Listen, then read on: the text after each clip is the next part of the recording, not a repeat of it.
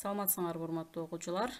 Биздин кезектеги видео сабагыбыз кыргыз адабият сабагы окутуу орус тилинде жүргүзүлгөн класстар үчүн, башкача айтканда орус класстары үчүн 8-класс Бексултан Жакиевдин Атанын тагдыры деген чыгармасы жөнүндө сөз кылабыз.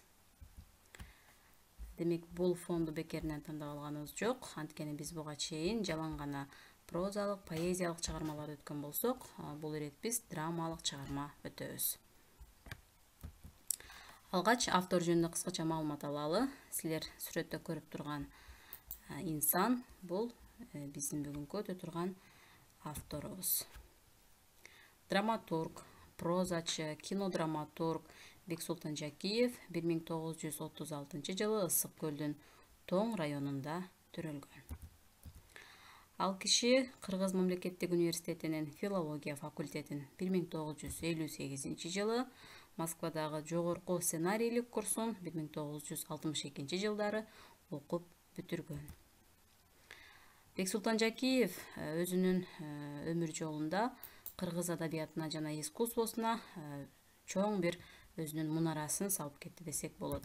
Анын төмөндөгүдөй чыгармалары кыргыз элине белгилүү. Миң кыял, Алтын аяк, Өкүм, Эртең жаңы жыл, Жолугушуу, Күттүргөн жаз да келер, Саадак какты, Жүрөлүүчү, Жүрөк оорутпай. Мына ушул чыгармалар менен ал кыргыз элине таанымал жазуучу катары эсептелет. Демек, бул чыгармалардын баары драмалык чыгармалар. Мындай залкар инсандын чыгармалары бааланбай коюуга тийиш эмес. Бул кишинин төмөндөгүдөй сыйлыктары бар. Кыргыз эл жазуучусу, Кыргыз Республикасынын искусствосуна эмгек сиңирген ишмер, Токтогул атындагы мамлекеттик сыйлыктын лауреаты болгон жана Кыргызстандагы эң жогорку сыйлык бул Кыргыз эл баатыры деген наамдардын ээси болгон. Учурда 84 жашта, көзү тирүү, Кыргызстандагы бардык коомдук саясий иштерде өзүнүн пикирин билдирген алдыңкы көз караштагы инсандардын бири. Демек, чыгармага келебиз балдар. Атанын тагдыры драмасы. Алгач драма деген сөзгө аныктама киргизе алалы. Бир саам ойлонуп көргүлө. Драма деген эмне өзү? Кандай чыгармалар драмалык болушу мүмкүн? Анын башка прозадан, поэзиядан кандай айырмасы бар? Драма сахнага коюуга ылайыкталып жазылган чыгарма. Башкача айтканда, жазуучу алгач пьесаны жазат, андан кийин аны режиссер даярдап, сахнага ылайыкташтырып, ылайыктуу актерлорду тандап, демек бул ушул силер көрүп турган сахнада гана драмалык чыгармалар жандуу болуп, ал окурмандарга, көрөрмандарга жеткиликтүү болот экен. Ал эми драмалык чыгармалардын да өзгөчөлүгү бар балдар, аларды карап көрөбүз. Драмалык чыгармаларда көшөгө болот. Башкача айтканда, сцена, ошол силер көрүп тургандай сахнада ар бир ачылып жабылган ушул көшөгө бир бөлүмдү түзөт. Бул жерде бир окуя, бир көрүнүш болуп өтөт. Демек, бул бөлүмдөрү деп эсептесек болот экен. Ал эми ремарка, автордун түшүндүрмө сөзү. Эсиңерде болсун, бул драмалык чыгармаларда автордук баяндоо болбойт балдар. Болгону ошол ремарка деген аталыш менен автордун кыскача түшүндүрмөсү болот. Драмалык чыгармаларды окуган болсоңор, баш жагында кашада жазылган, башкача шрифт менен жазылган сөздөр болот. Мисалы үчүн айта турган болсок, ушул сахнадагы бир көрүнүштү айтып берет да. Атабектин үйү, Атабек менен кызы сүйлөшүп отурушат деген сыяктуу. Андан кийин драмада диалог жана монологдук реч аркылуу окуялар андан ары уланат. Автордук баяндоо болбойт дедик. Негизги өзөктү конфликт түзөт. Конфликт деген сөз биз билебиз, бул чыр-чатагы кимдердин арасында болот? Ал эки адамдын арасында, же болбосо ойлордун конфликти болушу мүмкүн, же болбосо адамдын өзүнүн эле ичиндеги карама каршы ойлор болушу мүмкүн. Сөзсүз түрдө эле уруш, талаш тартыш эмес, карама каршы келген, бири бирине дал келбеген ой пикирлер деле конфликти түзүшү мүмкүн экен. Эгер конфликт болбосо, драма өз максатына жетпей калды деп эсептесек болот. Атанын тагдыры драмасы. Демек, бул чыгарманын башкы каармандары кимдер экен таанышабыз. Акылбек 65-72 жаштагы карыя. Зура 25-32 жаштардагы келин. Жеңишбек Акылбек карыянын небереси 6-13 жашта. Майрам Акылбек карыянын кызы 18-25 жаштарда. Бурул Зуранын жеңеси 35-42 жаштарда. Шаршеке Жеңишбектин мугалими. Оңолкан Зуранын экинчи кайненеси, анткени Зура экинчи жолу дагы башка бирөөгө турмушка чыгат. Сапар Борбук, булар пионерлер.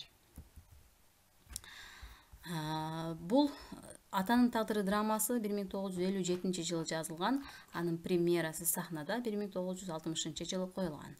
Кыргызстандагы балдар сахнада эң көп коюлган драмалардын сапбашында ушул Атанын тагдыры турат. Андагы башкы ролду кыргыз эл артисти Муратбек Рыскулов ойногон, залкар актерлордун бири.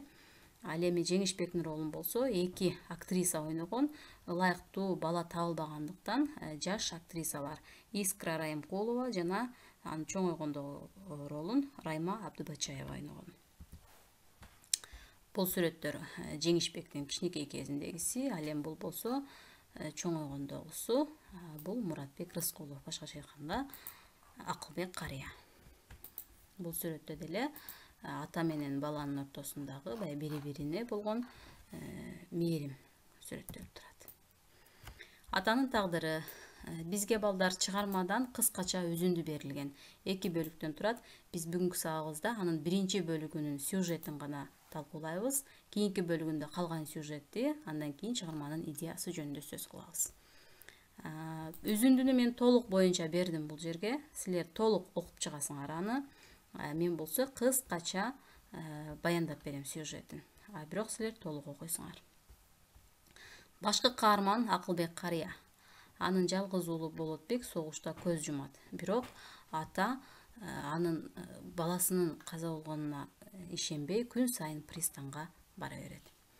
Болотбектин кичинекей баласы Жеңишбек менен келинчеги Зура атасынын үйүндө калат. Бирок согуш бүткөндөн кийин Зураны төркүнүнөн келип, аны үйүнө алып кетишет, башка бирөөгө турмушка беребиз деп. Айла жок, уулун таштап кетет, башка бирөөгө турмушка чыгат.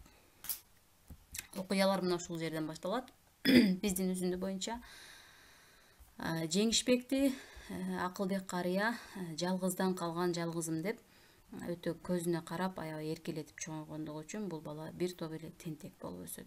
Жада калса ошол өзүнүн достору Сапай менен Борбук келгенде, алар менен иштегени, колхоздун ишине барбайм деп, тескерисинче алар менен кайра уруша кетет. Бул көрүнүштү Акылбек карыя жактырбаса дагы, бирок неберем деп жана баланы аябай жакшы көргөндүктөн, анан жалгыз уулум, жалгыз неберем деп ага ар дайым боор тарта берет.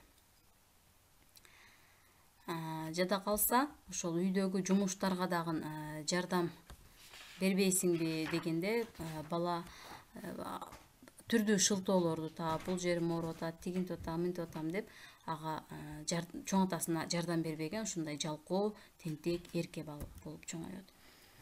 Андан кийин ошол магазинге велосипед келиптир, ошону алып бересиң деп бир топ тентектик кылып, шоктук кылганда, колундагы рогаткасын